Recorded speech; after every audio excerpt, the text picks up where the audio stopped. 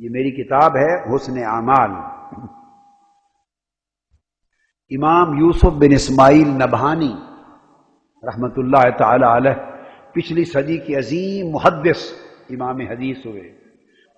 ان کے وصال کو لگ بھگ 80 برس ہو گئے. امام یوسف بن اسماعیل نبہانی اعلی حضرت کے ہم زمانہ ہیں.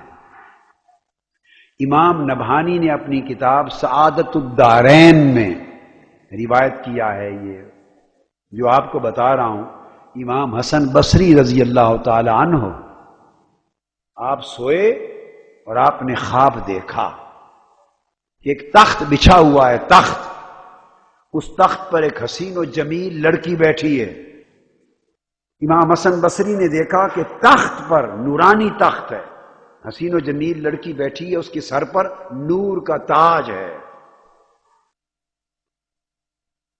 اور اس نے پوچھا امام حسن بصری رضی اللہ تعالیٰ عنہ سے کہ امام حسن بصری سے، حضرت آپ مجھے پہچانتے ہیں؟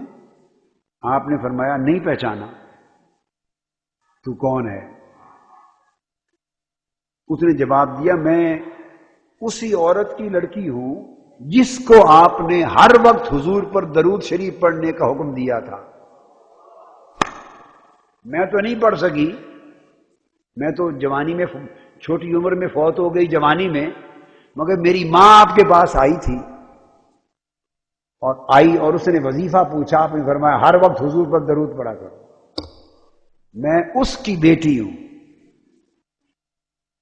آپ فرمانے لگے اچھا اگر تو اس کی بیٹی ہے تو تیری ماں میرے پاس پریشان آئی تھی، اس نے تمہیں خواب میں دیکھا تھا مگر اچھی حالت میں نہیں دیکھا تھا.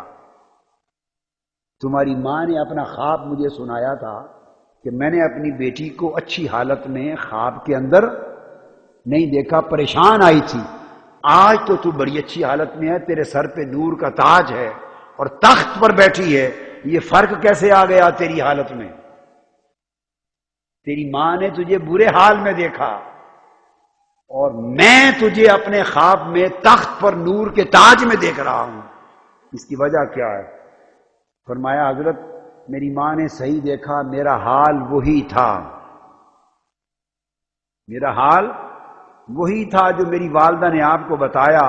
مگر کیا ہوا، ایک مرد صالح، اللہ کا ایک نیک مقرب بندہ، پاکیزہ بندہ قبرستان سے گزرا. 70,000 قبریں تھیں. کیا؟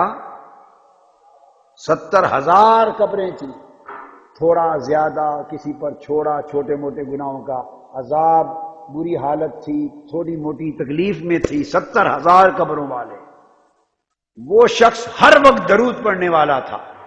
وہ حضور علیہ السلام پر درود پڑھتا ہوا گزر گیا اور جب قبرستان سے گزرا اس نے عرض کیا باری تعالیٰ یہ جو درود پاک میں نے پڑھا ہے اس سارے قبرستان والوں کی روحوں کو ثواب دے. اس کے درود کے سبب سے 70,000 آدمی چھوٹے موٹے گناہوں کے عذاب میں مبتلا تھے، سارے بخشے گئے.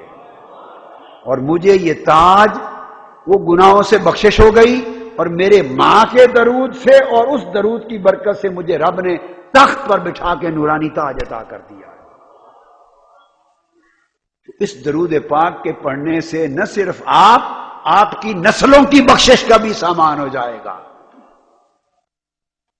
اور عذاب قبر سے درود نجات عطا کرے گا.